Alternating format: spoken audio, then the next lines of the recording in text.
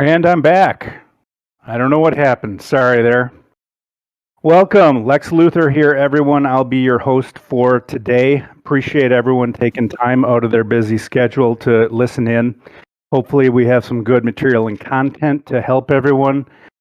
We realize it's been a very interesting week for those of us in the StrongBlock world. That doesn't mean the world stops. Taxes are still going to come due in about a week and a half here in the U.S., and so we thought this would be a good, timely topic to go over. Before we do that, a couple housekeeping items that I wanted to go through. We're expecting today will probably be about a 1-hour AMA. First thing is, many of you, as you know, I had asked to get a little bit of help, people to contact Coinly and get them to fix their tax software so that it will properly record transactions. To help do that, I offered up a node to an individual randomly picked, and I've done that now. The winner of that node is Timeless Travel. So whoever that individual is, reach out to me, let me know, we'll make contact, and we'll get that taken care of for you. Second item would be just some simple disclosures. Even though we're on the StrongBlock Discord right now, this is not an official StrongBlock event that we're holding. This is just the community members, along with you guys, to go over some information that we think will be helpful for you. Anything that you hear here is... Well, let's see if I can get him back. Not sure where he went, just up and disappeared. Well, Harry, do you want to go ahead and introduce yourself while I look for Lex? Sure, I can do that. Yeah, thank you for having me today, guys. I'm Harry Shurek. I am, now one of my new company. I'm now the crypto accountant. I've been doing accounting for a really long time. A little bit about my background, my real quick history in the tax world. I've been doing taxes and accounting since about 2004. Started in public accounting in 2007. Started my first practice in 2009. We grew to about 800 clients in the first 8 years. It was a mix of about 400 or 500 small to medium-sized businesses, a bunch of personal tax returns. Back in 2015, I found a hole and a need in the cannabis space for accounting. I started my CannabisAccountant.com, which is a niche boutique practice to focus on the legal cannabis space. After being there for a couple of years, I sold off most of my other practice to focus on my first practice to focus on the cannabis space. We're in about 23 states now. And then about 5 years ago, I started working in crypto. I had clients who were in crypto. I started doing mining. I started doing trading. I had about 40 machines running out of my basement for a couple of years. So I've been doing accounting for it for a really long time. And so about a year or so, we started doing the crypto accounting side of it. And so now we've got the crypto accountant, a focus practice, www.thecryptoaccountant.io, which is a crypto focused accounting practice for the limited people that understand the space. Because, as one thing I've learned from being here is that to understand crypto, you actually have to be involved in crypto and invest your money in crypto. And I've pretty much been involved in most of it at this point for all the years that I've been here. I've been since the dip and when it went up and went down. I've done mining, I've done trading, I've dealt with DeFi. I've had some experience with nodes for what we're talking about. I've obviously done NFTs. So unlike a lot of accountants out there, I actually understand this very well because I've actually put my own money where my mouth is. So hopefully I can answer your questions. I saw a lot of the questions that were here.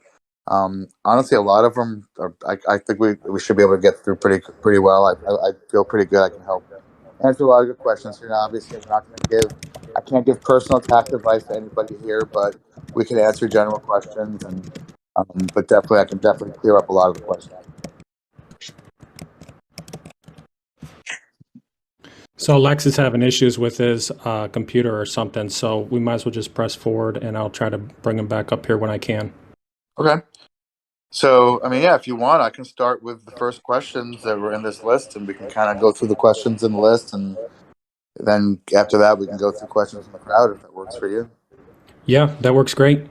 All right, so let's see. So I'll just read it, if that's okay with everybody. So the first one is, What's a taxable event? Is cashing out Strong or any crypto to Bitcoin, selling Bitcoin through Cash App or Crypto.com, TUSD. So yeah, so basically, a taxable event in crypto is anytime you convert one kind of coin to another, whether it's a US dollar to a piece of Ethereum, whether you're taking Ethereum and you're buying another coin, whether it's through Cash App or Coinbase or MetaMask or Trust Wallet, wherever you do it, every time you convert a coin from one to another, it becomes a taxable event. So if I buy Ethereum today because I want to go buy Floki next week, I buy Ethereum today and it costs me $100. And next week I go to buy my Floki and my Ethereum is worth $110. When I sell all of it to buy my Floki, well, I made $10 in the week if I converted all for that coin, the Floki, and now that starts a whole other clock on the Floki for a whole other gain or loss. So yeah, a lot of people feel like if you go from one crypto to another, it's not taxable. In reality, it is. And in my opinion, that's actually where a lot of the audits are going to come from in a minute, because those transactions in the middle, there's a lot of those transactions in the middle. We all know that. So there's a lot of trading there. So yeah, you can't really avoid, I know it says to avoid the man. Yeah, I mean, you just really have to be careful. That's why these softwares are pretty good and helpful, because they do help, for the most part, capture most of that activity. And we can talk about that a little later. But anyone have any questions on that?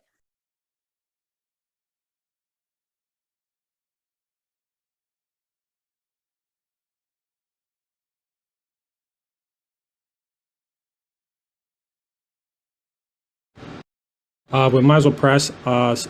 If you do have a question, you could raise your hand, and I'll bring you up to the stage. We'll try to wait till the end to be able to bring people up too. Let's see what Templar Knight. See if he's got a question.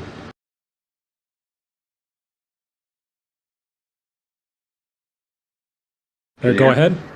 Yep. Can you hear me? So let's just say, how do you track then, though, if every time transaction's taxable, if you already have a bunch of Ethereum and then let's just say you cash out some Strong and you turn that into Ethereum, you throw it into that same wallet, how do they know which Ethereum and which ones you're holding? That's a good question. So there's different ways. It's just like with stocks. There you can do it. There's FIFO, which is first in, first out. So you can take the first coins you bought in and say those are the first ones you sold. There's LIFO, which is the last in, first out, which means you can take the last ones you bought and you can say I bought those and those are the ones I sold. Or there's also specific identification. So you could literally take your coins and sit through and say, okay, I took this coin that I bought on this date and I sold this one, and then I took this one and I sold this one. You keep an inventory to show how you came up with that. It actually works for under audit. And then that way that eliminates or that helps with capital gains, or all of that doesn't matter. Yeah, absolutely. That's a way to track capital gains, because whichever way, you have to kind of pick a method to be able to defend it. So it's like, okay, I either use the first ones I bought, I use the last ones I bought, or I literally pick this one for here and this one for here. And as long as you have a record that makes sense, you have something to defend yourself, and really under audit, you should be fine.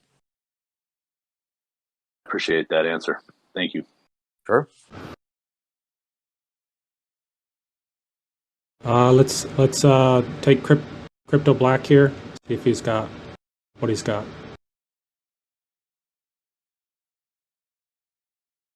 Go ahead.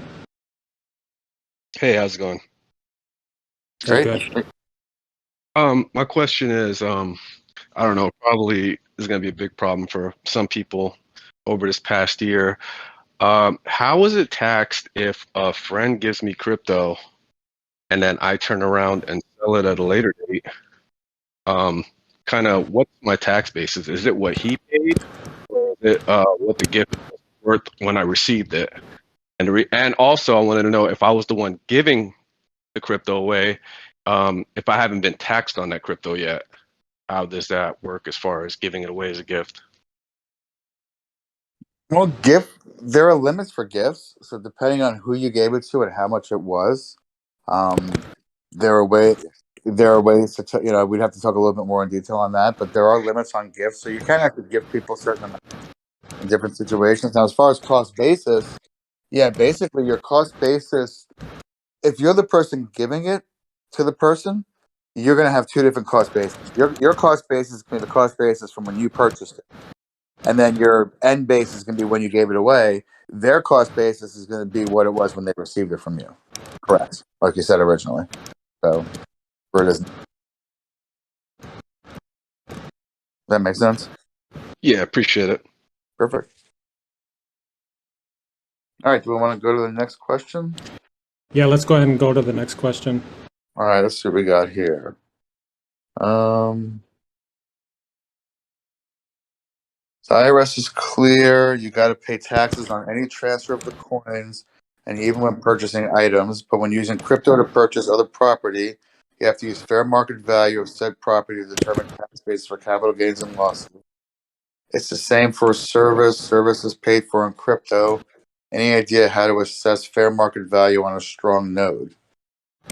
So the thing about the nodes that I was talking with Lex about is that as of right now, it doesn't appear that those are resellable. So you're paying for it once, and then you really, and this is probably going to answer a lot of the questions that are following too. I know that there's a lot of questions about how to write off the node and the expense of the node and depreciate it or amortize it. I mean, again, I think this falls back to accountants not understanding how this works. So in my mind, if we can't sell this, and basically what we've done is we've paid for this node, which gives us the right to collect fees based on the transactions that run through it. But if you can't resell it and there's no value to it, then I personally feel that you have every right to write it off and expense that cost, whatever it was, the 1,200 or whatever it was, the Ethereum, whatever it cost at the point they bought it. But you can write off that node, and then that's your cost base. There's really no cost basis needed. I think that the cost basis is just you pay for the node. Later on, if it turns out that you can sell that node to someone else, then you would recognize the income when you sell it. So I don't think that on a strong node I don't know that there's a fair market value on a node if you can't resell it.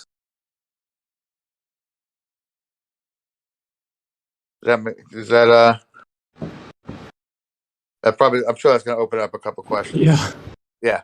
Yeah, it's especially with the marketplace in the future. So let's bring some people up here and see if they've got some questions. Sure.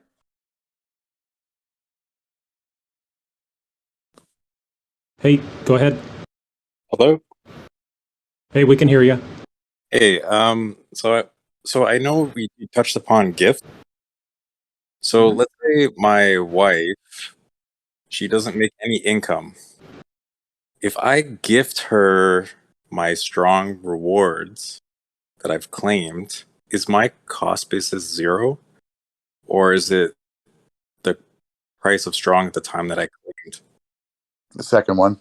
It's basically so strong rewards are very. So I do a lot of. If you look me up, I do a lot of mining. Like we've set people up for mining, for depreciation, stuff like that. The way this works is very similar to mining rewards, where basically you get paid right now for this. You're getting performing a service. The node is performing a service. So you're getting paid in strong coins and strong tokens, and then so that basically you're going to have income at that point.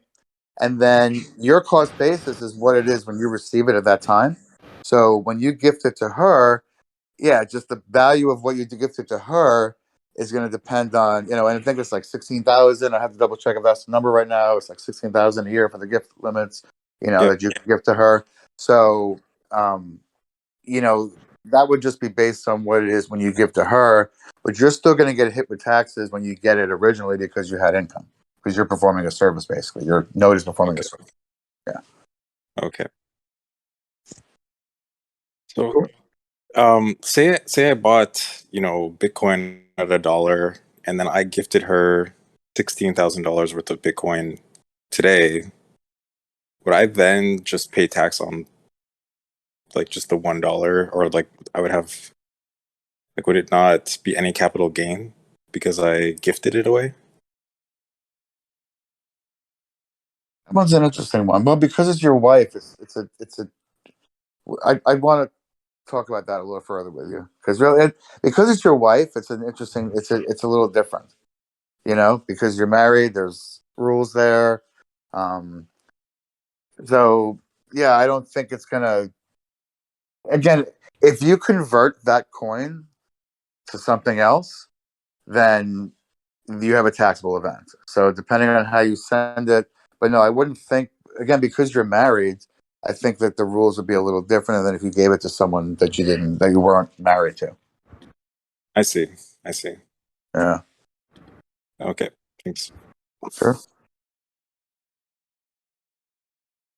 All right. We got a Next couple. question. Sure. Yeah, go we ahead. got a couple people lined up here. If the way we're wanting to do this is we're going to read through the questions that we have. If you have a question that's outside of what we're currently talking about, we're going to wait till the last half to take your questions. So we're going to move to the next question. If you have a question after that pertaining to that question, then we'll bring you up.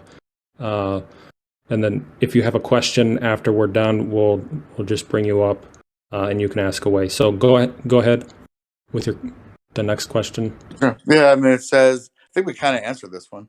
Are the daily rewards taxable income, whether you claim them or not? If no, is the process of claim rewards a taxable event? If you immediately use those, so this is okay. No, so are the daily rewards taxable income, whether you claim them or not? Yes, those are taxable income. They're going to be income for the value that they are paid out at, whatever the coin is worth the day that you get paid. That's going to be instant value. And then again, you're going to have a taxable event when you eventually trade that coin, that token, into another coin or cash it out. So it says, if no, is a process of claiming rewards itself a taxable event. But it does say if you use those rewards to get another node. So yeah, if you take the rewards and you buy another node, well, then you've converted it.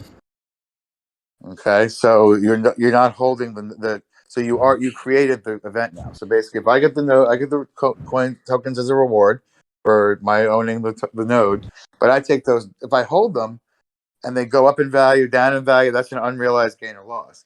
If I take those and trade them for something else, another node, well, I've literally cashed those out now for something else. So now I have a taxable event, and depending on what the value is, based on the timing, you'll have a gain or a loss there.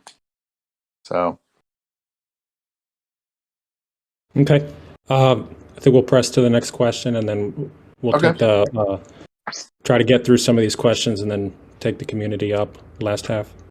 So business types. So how should an individual and LLC structure the cash flow and potential write-offs from purchasing StrongBlock notes and generate rewards for tax purposes? So I truly think I see a lot of people talking about professional trader status on your blogs, on your chat. I personally think that, and I see a lot, and I think there's a lot of stuff in here also about hobby rules. I saw something in here too about that, so we can kind of cover that together. If you're just investing in crypto as an investment, to be able to deduct the cost of a node and things, other costs that are involved, or the gas fees. Gas fees are fine, because gas fees are really just a fee, right? Like you're trading. Things like nodes and other expenses that you may want to throw in there are going to be tougher if you're just doing a Schedule C, because you are going to kind of fall under the hobby rules. The hobby rules do say that you have to make a profit every 2 or 3 years, or it doesn't seem like it's a business motive. Now, one way I think that you go around that, the right way, is you set up an LLC, potentially to be taxed as an S corp, depending on how much money it makes. But basically, you set up an LLC and a company that you do all the trading through. You got a company bank account, a company EIN, and you buy all these expenses through there. So you're still going to have the same tax write-offs, but when you have an actual company and you file as a company in a different tax return, and you show that it's an actual business, well, then there's no more question about whether there's a profit motive or not. So I think that's one thing that there's a lot of questions about LLCs and Schedule Cs. Schedule Cs are a lot more auditable, by the IRS and are a lot more audited than the IRS than an LLC would be, or an S corp would be, or a partnership return, because they're separate and they're typically done by professionals like myself. Schedule C's are done on TurboTax by people. Anybody that has $59 and wants to buy TurboTax, so they know people put stuff in there that isn't usually a lot of time correct. But also, again, it's the profit motive. So if you want to stay out of that hobby rule and show that you really are doing this as a business, then you set up a business and do it through the business. So there's really no question. And that's kind of how I feel about that. So yeah, so the tax write-offs and the strong nodes, yeah. So that, and again, that's how it kind of gives you the whole you have the protection of a business. It gives you the profit motive. There's no question about hobby rules, and it gives you more write-offs that you can put in there. You can write off things like your computer that you're buying to make these trades. That you have to have a faster computer. You have to have your phone because we're all in these chats and we get advice on these chats and we follow news on the chats. And yeah, I mean, the sole proprietorship stuff. I just think that you can do it, but you're gonna be scrutinized more. And again, I really think that there's going to be a lot more audits coming down the pipeline here in a minute, just because once the IRS really understands what's here, I mentioned I do cannabis accounting and I do crypto accounting. They've been auditing cannabis accounting for years, but there's no money there. In crypto, it's a different thing. There's a lot of money here, and people really have not. Everybody thought that crypto was under the wire, and nobody knew anything about it, which is really opposite to what actual blockchain is. But the reality is every coin can be traced to its original trade. So there is a path for the IRS to go after it. So really, but setting yourself up for as a company and incorporating, which we do for people all the time, it takes you a little less under the radar than you would as a Schedule C, whether you're LLC or just a sole proprietor. It just gives you a little less scrutiny because you're filing as a different way, and there's less question as to whether you're really doing it as a business motive because you actually have a business set up.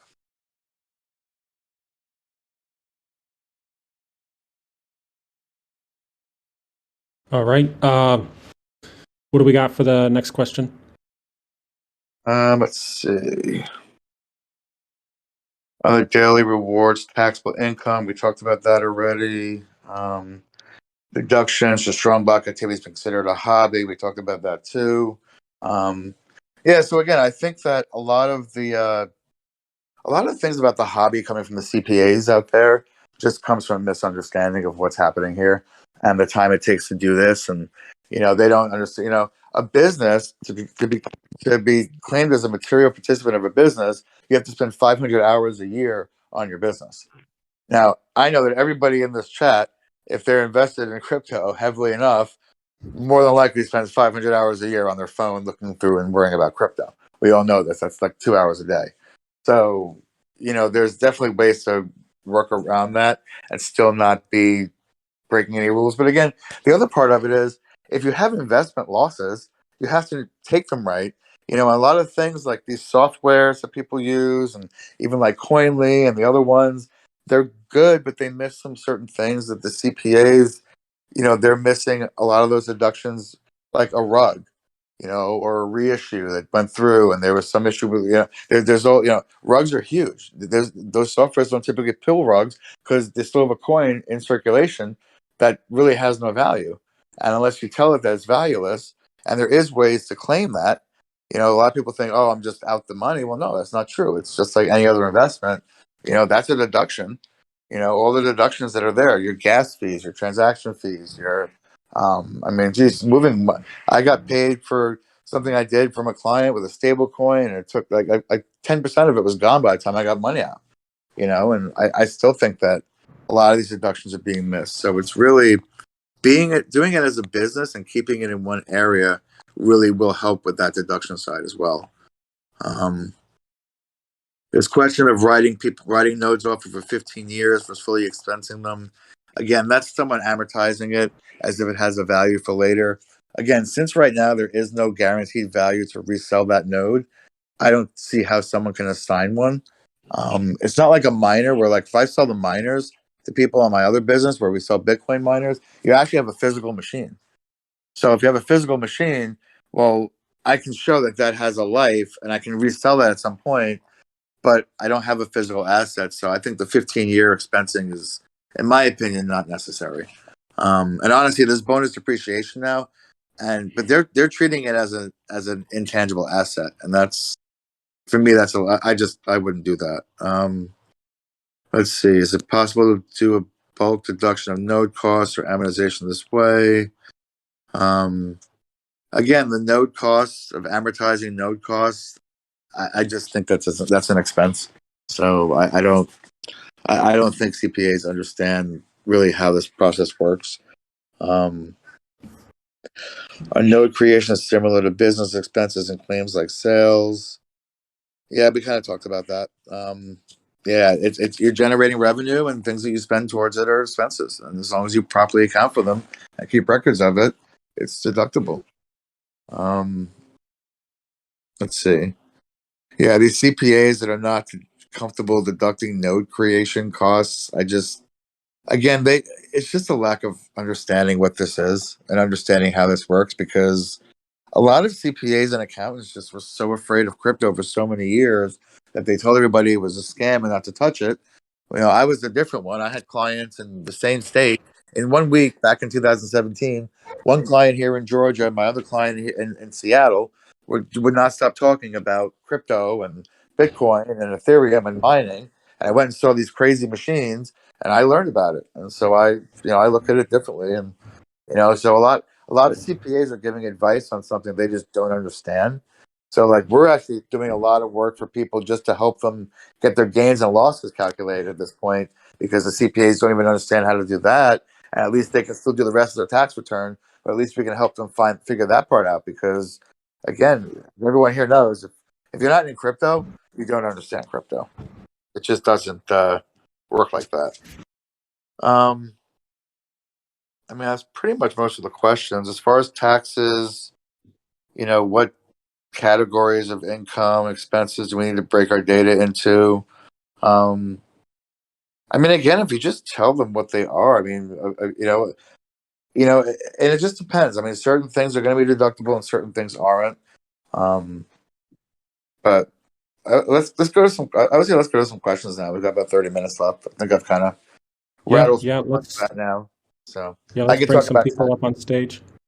Okay. Here we go. Bringing somebody up. Thank you very much for taking the time. I really appreciate this. Been taking a lot of notes.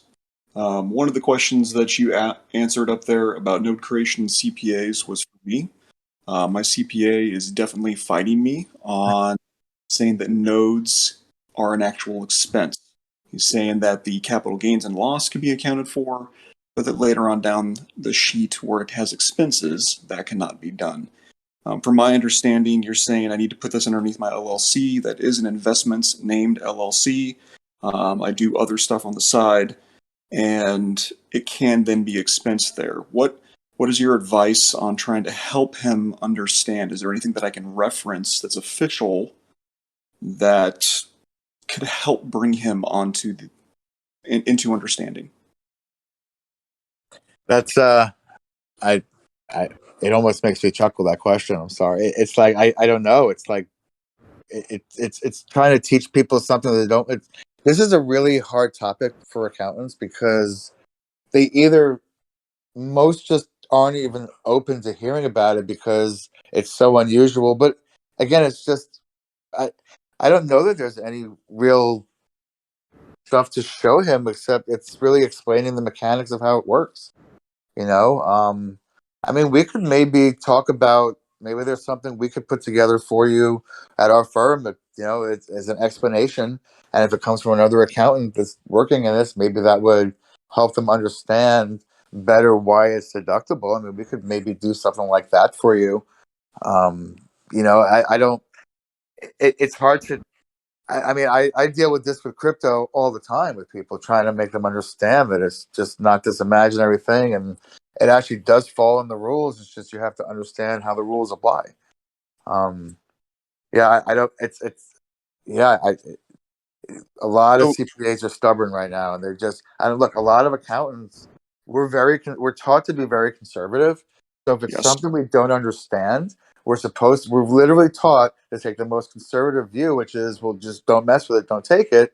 The problem is, it's the same exact thing I deal with in the other thing in my cannabis industry. That's why I've been able to kind of grow in that so far, because there's a lot of accountants that didn't want to learn about it, and it was really just learning about laws that apply to that industry and learning how to apply them. And in this, the problem with this is, again, a node itself is a very, from an outside perspective, it's a very complicated process, I guess. For me, I've been here 5-6 years. I get it. It's easy. I get it how it works. But because I'm an accountant, I can connect the two. But yeah, I mean, it's hard. I mean, crypto is hard, especially with I'm in my mid 40s, which is I'm kind of in the middle of the generations that really understand and don't understand crypto. And I just happen to be the one that kind of was, and I listened. A lot of my clients didn't listen. A lot of them still don't understand it. So yeah, I mean, we could talk about maybe putting something together, but as far as official rules, there's really not a lot out there at this point. I've actually been thinking about putting something together as I've been preparing for these speeches that I've been doing, these AMAs, because like the advice I see on some of these chats are just, people are just giving people the most conservative answer possible, just honestly not to deal with it, in my opinion, sometimes, you know? Yeah, Okay. kind of like a short little, maybe 1 page type of bullet point, some sort of guidance. Not necessarily guidance, but maybe just your perspective to help somebody explain something would be kind of cool to see. Yeah, so I think that would go a long way in the community.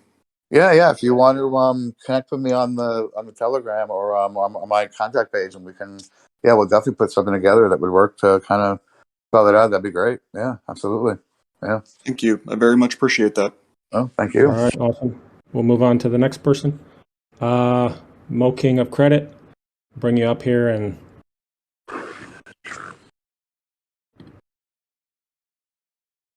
Hey, thank you for having me. I just wanted to ask a quick question regarding how do we track down our expenses, our claiming fees, monthly fees that we pay every month for the nodes. When we create a node, we pay a fee. So I'm trying to use a software which I am in between of either using Coinly or Coin Tracker. But when I'm using Coin Tracker, it's giving me like negative $300,000, but when I'm using Coinly, it's giving me a realized gain of X amount, like 11,000. But where do I look at in terms of how much I've spent, my expenses? Because Coinly, the expenses giving me is $4,000. And I don't think I only paid $4,000 in claiming and creating and paying monthly. So it's definitely more than 4,000, maybe if not 40,000. So I don't understand what kind of software I can use to actually show the expenses and everything that we're doing when it comes to notes. Thank you. Hey, Lex here. Can you guys hear me? yeah, we can hear you. Okay, great. Sorry about that. I think I've caught half the AMA. I'll chime in there on that one, on that question, just because I have a little bit of insight there, having tried out several different crypto tax software programs and then deciding Coinly was the best one to go with. Try them out for yourself, but I did find that Coinly was the one that was easiest to work with. And the key with that is none of them are going to just flat give you that information that you're looking for. And the reason for that is none of that tax software is going to know necessarily that a claiming fee is a claiming fee and to lump that into an area and call it that.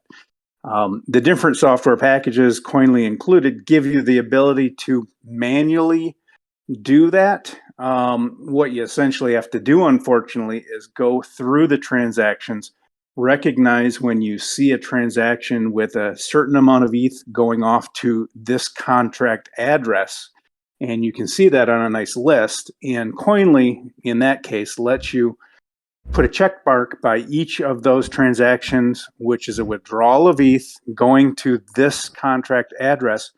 You can put a check mark by each of those, and in a bulk change, in groups of 25, you can change those over to another type of expense.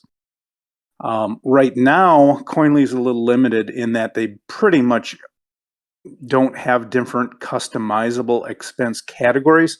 That is something that they're working on, but they knew it wouldn't be ready this tax year. Fast forward a little bit. What I should say right now, in the meantime, what you're able to do is to use the different types of expense categories that they have by default, and you can name them for yourself what you want them to be. So one could be for node creation, the cost for that. One could be for the gas for the node creation. Another one can be for another expense. And you just use their 3 expense categories to cover those items, and then you manually switch them over. Coinly is planning on here soon to have a more automated way of doing that. But to answer your question, to kind of circle back on it, right now it is going to be a fairly manual process, but Coinly gives you the ability to use their sorting and filtering functions. So you can sort it so you're just looking at withdrawals and you're only looking at withdrawal of the ETH token, which is what a lot of your fees are going to be. And so that weeds out all the other transactions in your wallet, and it lets you really just see the ones you're looking for. You put a check mark by the ones that are in fact the transactions you want to code as a gas expense, for example. And then you can bulk change those over to that expense and then go over to the next one. Hopefully that answers the question. Okay.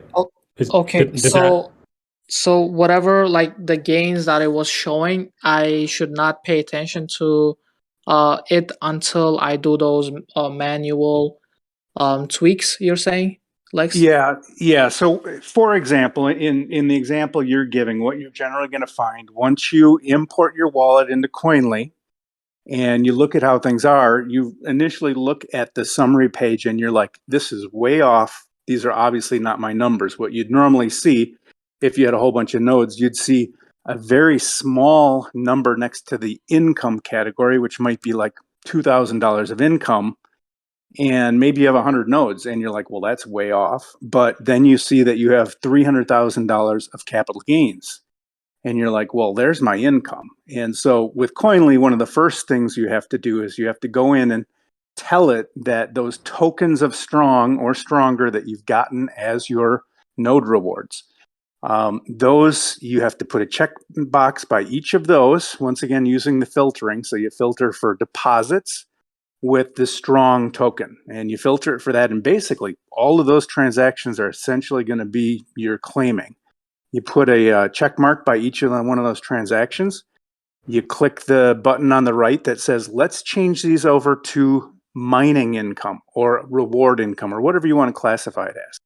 And the second you do that, all of those transactions are no longer going to be capital gains. Those are going to turn into income. And so you have to manually go through. You got to turn the claims over to income. You have to change the ETH cost. Every time you do a transaction, there's an amount of ETH that goes off to StrongBlock. And Coinly sees that as just a token being sent to someone else, almost like you gave it to a friend or to a third party. You need to recode all of those sends, as it's called, over to a cost.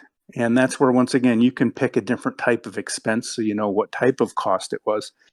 But once you recode the tokens you've brought in and the tokens that went out as a cost, that takes care of about 95% of what you need to manually adjust in the software. And once you do that, your summary page at the end will suddenly look way more correct. And it's going to say, I have, $150,000 of income, and I only have, $5,000 of capital gains or capital loss, something like that. Does that answer the question? Yes. Another thing is that I, for example, have started creating notes since May 4th, right? So from May 4th to this day, I have only cashed out, let's say last year only, I cashed out $9,000, but everything was compounding.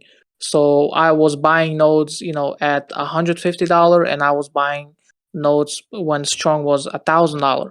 So am I in the negative, like big negative, since I bought out like $10,000, $11,000 nodes by the end of that year, or am I still in somehow positive, but I only cashed out $9,000 from Coinbase, for example? Sure. Well, really, with crypto and transaction, and this kind of goes back to, I think, what Harry was alluding to before. With any transaction, you have to break it down into the individual pieces that make that up. One example would just be a simple, what I'd call a swap or an exchange. If you take ETH and move it into Strong token on Uniswap, really what you're looking at there is really two transactions in one. The first one is a sell of your ETH, and you're going to realize some capital gain if you earned money on the ETH while you held it, or you'd have a capital loss if it was less than what you purchased it for. The other side of that transaction is then a purchase. That ETH that you just sold then went over into the Strong token, and that's going to be your cost basis. Whatever it cost you to buy that Strong minus the commission or the gas cost is going to be your cost basis, or in addition to the commission and gas would be your cost basis. Same thing with your node business with Strong. When you do a claim, that's the first part of the transaction. You're going to receive income from the Strong tokens that you have been rewarded at that point, and that is going to be ordinary income. That's part of the transaction. A lot of times people then initially just immediately turn around and take that Strong token. Now, even if it's only a couple minutes, while you held that Strong token, it may have appreciated and gone up in value, or it may have gone down. So even though it's a short time frame, you may have had a small short-term capital gain or a capital loss, depending on what happened to the token price in the couple minutes before you created a node. But as soon as you create a node, as Harry alluded to before, those 10 tokens at the value when they turn into a node can then be used generally as a deduction. And that deduction, because you did it right after you did a claim, is essentially going to offset the income. So the income you got from the claim of, let's just say, $10,000, you turn around a minute later and create a node, and that $10,000 cost basically negated the income side of it. So most individuals that are doing compounding along the way are going to net end up, if they don't do anything else, at really no profit or loss at the end of the period. Got it. Thank you so much. Thank you. Appreciate it. And I don't know if you saw it. I do have a couple of videos which are out of date because Coinly made a lot of changes, but out on the Strong Tax. Yes, I watched the 3 videos that you post, but I was wondering if you have updated one after the Coinly update. Yeah, I keep saying I'm going to do that, and I keep running out of time. I will do it, and I think I'm going to wait until Coinly drops the next update they talked about, which is where the system will be much easier to do that manual recoding of the income, the expense, cost end of it, all of that, rather than shoot those videos again, have them drop an update a week later and have them be out of date. I'm going to wait till that's done because there's no way I'm going to get it done by tax time anyways. So. Got it. But if I follow what your videos did, like your previous videos, it's still the same concept, right? Naming the income. Yeah. And for the most part, from what I can tell, Coinly fixed the main issue that we had, as well as all the other tax software, where initially, if you did a claim and you claimed 100 tokens off of 100 different nodes, it would only import like 10 of the tokens, and it would miss 90% of them. They have fixed that, and it looks like it's working perfect. So the amount of manual adjustments you need to do now is much less than when I shot those videos originally. So it seems a little onerous when you look at them now, but it's actually a much easier and quicker process. The key thing with Coinly is take advantage of the sorting features and the filters, and it weeds out everything you don't need to be looking at in terms of transactions, so you can focus on the ones you're looking for, and it makes it a much easier process. Good question. Yes, got it. Thank you. And then if I don't have, maybe it's a tax question: if I don't have LLC, is that gonna be a regular Schedule C for a personal? And that's a great question. Harry, can you kind of chime in on that? Because I guess most of us here are probably sitting where we have not formed an LLC or any other type of business structure. And we are probably this year going to be filing as a sole proprietor. Could you go over again if we are going to have an issue with deducting expenses being a sole proprietor, and how that would be impacted? I mean, it's kind of a tricky. It's kind of a tricky question. You know, I've always, like, for years, like, my clients in business for years, I've always talked about incorporating just because of the expenses, because you do kind of fall into those hobby rules. You know, again though, like, I still feel there's an argument that if I invested a coin into something and there's expenses that go along with it, there's still a deductible expense. So I almost question whether that would even go on a Schedule C, or if it even goes on the, you know, the other, on the investment form as an investment expense. You know, there's other places for investment expenses. Um, you know, it's tricky as a Schedule C. I'll be honest. Yeah, the LLC makes it a little easier to justify deductions. Um, you know, when you're Schedule Cing it, claiming a professional trader status is very, very auditable. It's kind of like when people claim professional realtor. Those are two very big, you know, because if people are trying to push through expenses. I think that's why a lot of CPAs are kind of pushing back on the node stuff. Um, yeah, it's kind of a hard question to answer, to be honest. I'd really want to talk to people individually on that before giving a blanket answer, because it really, depending on the situation, I get a lot of people aren't incorporated, but depending on how the expenses ran through, I mean, there's ways to there's still investment expenses. So if you claim them as an investment and you had losses and you had costs, I mean, I still feel like I feel like this is such new stuff that there's not regulation around it yet, because it does kind of fall into some different buckets and there's different ways to justify it. And even the IRS has gone back and forth in their classification of certain, you know, things like mining rewards, like NFTs, whether crypto is a property or not. You know, crypto is a property, Bitcoin's a property, but I can't use 1031 exchange rules on it, even though any other property I could. You know, so it's kind of murky waters, to be honest. I think that the LLC makes it a little cleaner. I think that as far as the Schedule C, I'd really want to delve into it more personally with people for that question, rather than Okay. blank. Yeah, just not to give someone advice that may not be proper here in this forum, and I don't want someone to use something that may not be applicable to them. So I really want to say that, you know, again, an LLC, S corp, partnership, that format's going to give you a little better justification to show the business motive and deduct expenses. Schedule C is a little tricky, to be honest. I that's the Schedule C. I don't have a lot of people that we do Schedule Cs for this kind of stuff for, but, you know, and again, I think that's also coming from a lot of accountants that just don't really understand where a lot of this goes and how the mechanics work. So, sorry, I One can't give a clearer answer on that. You know, I just want to be clear for everybody, though. One question I have for you, Harry, as you were talking with the individual before about explaining to his CPA the node and being able to write off the expense and whatnot. I always like to relate things to other industries or what something truly is. And I guess in my mind, I see that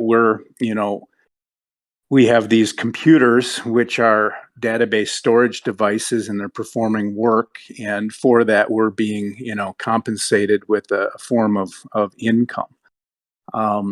It seems pretty fundamentally, very elementary to me that it's a fundamental business, and just stripping the crypto word out of it kind of lets you see. You know what the problem is, though, is that, so it's kind of like, I feel like to take that justification, then you have to be all or none on the rest of your crypto, because it gets muddled in with the rest of the crypto. And so now which of my crypto, so if you're standing under audit for the IRS, which of my crypto investments are investments and which of my crypto investments are my business that I'm trying to make money with? And see, that's where I think it gets murky because all of that's really together in this. And there's really no separation because I think that everybody really, unless you're really structured it to be separate. So I agree that there's definitely a business motive. You're making revenues on it. But again, I just feel like that's why I feel like setting up a separate entity and running it through, then you would have certain things that ran through the entity and you'd have certain things that ran through your personal. So then you do kind of draw a line. In the tax world, there's piercing the corporate veil, which is, it doesn't happen often, but there's, it's basically saying I'm kind of acting as a business to get more expenses when it's really personal. I should pay taxes. So that's kind of where it's a really weird line there. So I do agree. Definitely it's a business motive, but you have to really be able to really document the difference in what you're taking and allocate. This is my business and I'm doing it for, and these are the investments I'm holding or hodling and trading and trying to make some money on the other side. And I would assume separating your investments, your node business tokens and transactions and everything in a separate address and wallet from your other more traditional crypto holdings like Bitcoin, Ethereum, and the other altcoins out there. That would probably help separate it. I mean, it'd be a start. Again, the whole point here is to be ready for the IRS to question you under audit, because the IRS's job is to say, well, no, this wasn't deductible, and you owe us taxes on this income that you deducted expenses against.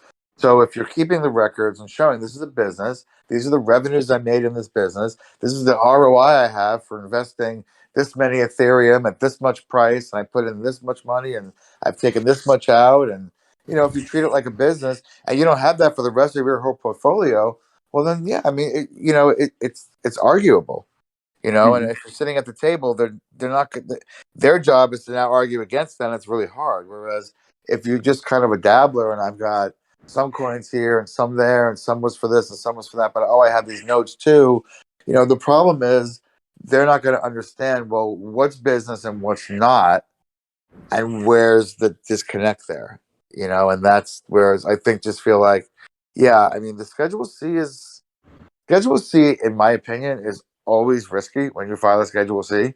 It's the highest area of the tax return that's audited because, again, like I said earlier, everybody can buy TurboTax and everybody can put everything in. And trust me, I have done so many hundreds of returns based on people putting stuff on a Schedule C that shouldn't have been there because they thought they were doing, and not that they meant to do something wrong. It's just those softwares let you put things in there that may or may not need to be there, is supposed to be there, and they don't catch it, but later the IRS does. So again, I feel like you just really want to have, if you own 100 nodes and you put all this time and effort and this money, yeah, you obviously have a business, but it's just you have to be able to sell it because the other part of it is, you're going to do your taxes this year for last year's activities, and if you get audited, it's not going to be for like 2 years from now. Yep. And then it's going to take a year before we may even get to the table with the IRS. So you're talking like 3 or 4 years later of stuff that happened in the crypto world, which we all know. Who knows what happened 3 weeks ago in the crypto world and we're today. So imagine trying to remember years from now. So all this documentation, when you sit down at the table with someone to say, look, well, this is what we did to show. That's why I had my clients set up. One of my biggest clients, I've been doing this for years, has been in mining for years. He has thousands of machines. And years ago, I said, listen, let's set up a company because you're not making any money right now, but let's write off these machines. And he got write-offs for years, and there's no problem because we've always done it as a business. So even though he has other income in his other companies, we offset that income with the business. But there's no question because we've really established that it's a business and as a company, and we claim revenues, and we pay taxes on revenues when there are. So you're claiming revenues, you're claiming expenses, you're not just claiming expenses. And the other part of it is, yeah, it's really just understanding where it goes. But yeah, that bifurcation is really important to make sure that you really can defend it under audit and really maximize what you're writing off. And it doesn't cost, it costs you a little bit, may cost you a couple grand so to set up a company and a couple grand or so a year or more to get it, the taxes done. But if it gives you the ability to write off all of these other expenses and be a little less on the audit radar, then it pays for itself, especially in crypto, which is, we all know, is pretty lucrative at the end. So. Yeah, and that's a good point, and a point I bring up to my clients in the real world is, having a tax professional do your taxes not only helps you to make sure that you're getting all of those claims and being as efficient as possible, but your odds of being audited do go down if you use a tax professional. Not just because you have a tax professional, but also because they're making sure that they're doing things the right way. And the last thing you want to do, Harry, is go into an audit. So. But I mean, I don't mind audits. They pay very well, honestly. But I don't want my clients to get audited in reality, But the other part of it is, when you use someone like myself instead of TurboTax, well, if you make more than $20,000 in your crypto venture, well, you probably should be incorporated, and there's tax benefits that come from there. And once we incorporate you, well, then there's other things that come along with that as well. The LLC becomes an S corp or partnership. We can talk about retirement. You can take profits from your company that's earning these coins, and when you cash them out, you can take that and go put it into retirement, and then get a write-off in your company that goes against your company, and then you can buy more nodes with that money tax deferred. I mean, there's all different plays you can do by having someone actually help you with this, because the IRS is never going to tell you that you're doing it wrong unless they have a way that they're going to, if they can save you taxes by filing a different way, they're not going to tell you that. That's not their job. So even filing on Schedule C, again, if you're making more than $20,000 or more in profit over the year, which I assume a lot of people have, and I know they have in this world, you need to be incorporated because there's actual tax benefits, and it gives you a lot more options to move money into different places that benefits you, not in an illegal way, but just taking advantage of, write-offs that are available for companies. And that's what we do for people. That's what accountants do. Yep. So. I think maybe we have a time for one more question. I can't see it. Daniel, do we have another question out there? Oh, yeah, we got plenty. Let me bring Corey up.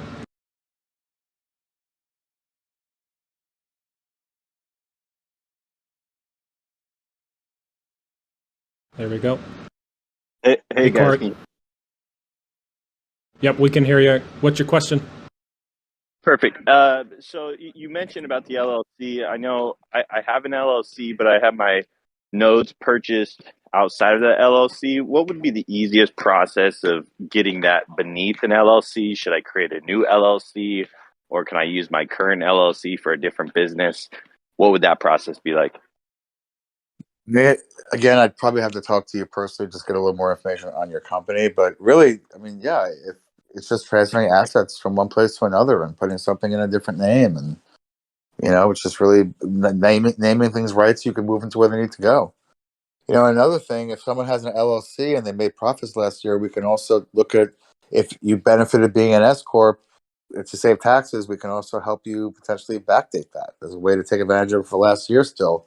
So again, it just really, questions like that would be better if you want to go to our site, TheCryptoAccountant.io, and go to the contact page, and let's set up a call, and we can kind of talk a little more closely about your personal situation.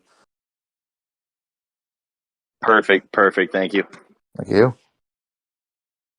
Well, I think we're at the hour point here, and I know we said we'd keep it to an hour, Harry. I apologize for the technical difficulties. I think I missed about half of the first half of the AMA, but hopefully you covered the questions that we had to go over. Okay. I know, Harry, you and I have talked offline, and full disclosure, I'm having you do my taxes this year. Maybe you could let people know how to contact you if they have follow-up questions, talk to you a little bit more about their personal individual situation and scenario. I know it's hard to go over stuff like that on a group call like this, and you have to be real careful. But if you could maybe share that with the group, and just wanted to say thank you for your time and coming on and talking with us today. No, I appreciate it. Thank you. I appreciate you. I find these talks fun, and honestly, I like getting people some proper advice that people don't have. But yeah, if you want to contact me, I'll post my information on the Strong group as well. But basically, like I said, it's www.TheCryptoAccountant, all spelled out, TheCryptoAccountant.io. And if you go to the contact page, fill out the contact form. We'll get back to you here in the next day or so, getting a call set up. And yeah, I mean, I'd love to help people and make sure just everyone's getting the proper advice. Yeah, I'll put my information on there. And yeah, that's it. Thank you for having me. I hope I was helpful. Appreciate it. Thank you once again, Harry, and thanks, Daniel, for helping to put this together. Yeah, absolutely. Go ahead, Lex. I was going to say, do you want to do the follow-up disclaimer? I'm not necessarily used to it, but none of this was financial advice. If you want legitimate, I guess, advice, contact Harry here and see what he's got to say. Other than that, what do you got? Anything else, Lex? No, I just appreciate everyone taking their time. Sorry for the technical difficulties. Hopefully it went smoothly. If anyone has follow-up questions, feel free to reach out to me, reach out to Harry, or just a tax professional, and we can point you in the right direction. But thank you, everyone, and have a good evening. All right, we'll see you guys. Thanks.